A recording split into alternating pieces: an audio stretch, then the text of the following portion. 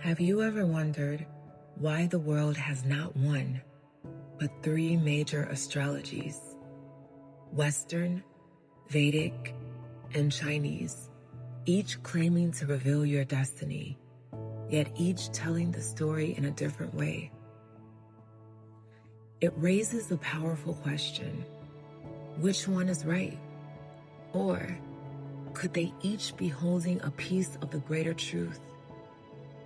This is Prophecy Pulse, where ancient wisdom meets modern clarity. If you've been searching for deeper understanding, you're in the right place. And if you want to keep walking this path with us, make sure to like this video and subscribe so the signs find you in time. Western astrology is the system most familiar in the modern world. Born from the star charts of Babylon and Greece and refined through Europe, it uses the tropical zodiac, tracking the sun's path through the seasons. It focuses on your sun sign, moon sign, and ascendant, painting a picture of personality, psychology, and growth. To Western astrology, you are not fixed fate, you are a journey. The chart shows your strengths, your challenges, and the ways you evolve over time. For example, a Leo in Western astrology is bold, expressive, radiant, a sign ruled by the sun itself. Leos are seen as leaders, performers, visionaries, often shining through creativity and charisma. Western astrology is the story of your ego, identity, and personal evolution. Vedic astrology, or Jyotish, is one of the oldest living systems of prophecy, born in India over 5,000 years ago. It uses the sidereal zodiac, the stars as they actually appear in the sky, which is about 23 degrees different from the tropical zodiac used in the West. Where Western astrology emphasizes personality, Vedic astrology emphasizes karma and dharma, your soul's contract, your duty, the destiny you are here to fulfill. This is why a person who is Leo in Western astrology may be Cancer in Vedic, shifting the story from flamboyant fire to nurturing water. It's not about contradiction. It's about revealing a deeper layer of karmic design. Vedic astrology also excels at timing. Using planetary cycles called dashas, it shows when major events are likely to unfold. This is why in India, Vedic astrology is still trusted for marriage, career, and even national decisions. It is the map of your fate and duty across lifetimes. Chinese astrology is based not on constellations, but on cycles of animals and elements. The system runs on a 12-year cycle of zodiac animals multiplied by the 5 elements: wood, fire, earth, metal, water. Together, they form a 60-year rhythm that shapes collective energy. This isn't about individual psychology. Chinese astrology is about how you fit into the greater cycles of time. 2025 is the year of the wood snake. The snake is wise, strategic, and transformative, shedding old skins to step into new power.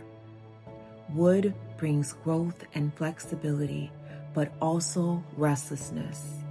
So in 2025, the collective prophecy is clear.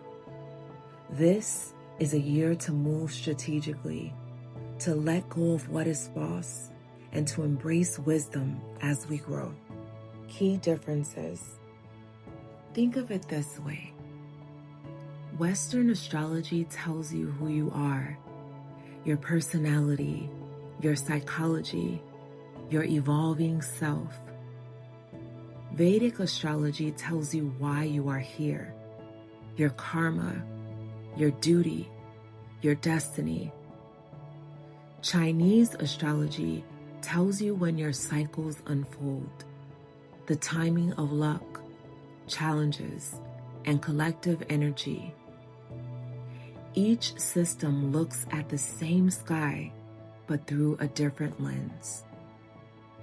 How they connect. When you bring these three maps together, something greater emerges. Western shows the who. Vedic shows the why. Chinese shows the when. For example, Western astrology may reveal that you're bold and creative, a Leo sun. Vedic astrology may shift that deeper, showing your karmic duty is to nurture and protect, a Cancer soul contract. And Chinese astrology places that destiny in time. Perhaps you're born in a dragon year, signaling a life of dramatic transformation. Alone, each astrology gives you a part of the picture. Together, they create a trinity of prophecy.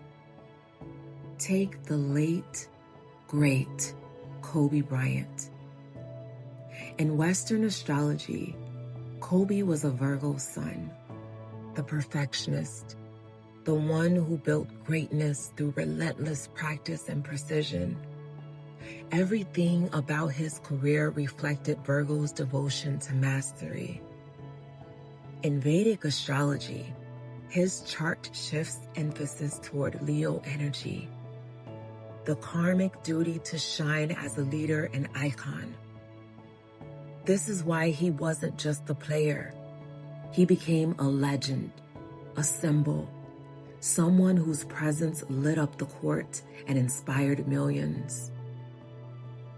In Chinese astrology, Kobe was born in the year of the horse, the restless spirit of motion, artistry, and competitive drive. Horses are born to run, to perform, to push limits, and Kobe embodied that spirit in every game, every championship, every reinvention of himself. But here's where the prophecy turns. Kobe's life ended in 2020, the year of the pig, a year that in Chinese astrology is known as a clash year, or otherwise called the enemy year of the horse. These years are believed to bring trials, endings, and powerful transitions. For Kobe, it marked not just the end of a life, but the beginning of a legend, one whose spirit continues to run long after the body rests. Together, these three astrologies explain why Kobe Bryant was more than an athlete. He was Virgo's discipline, Leo's destiny, and the horse's unstoppable drive, a triple prophecy of greatness that continues to inspire across generations. So, which astrology is right? Western, Vedic, or Chinese? The truth is that none stand alone.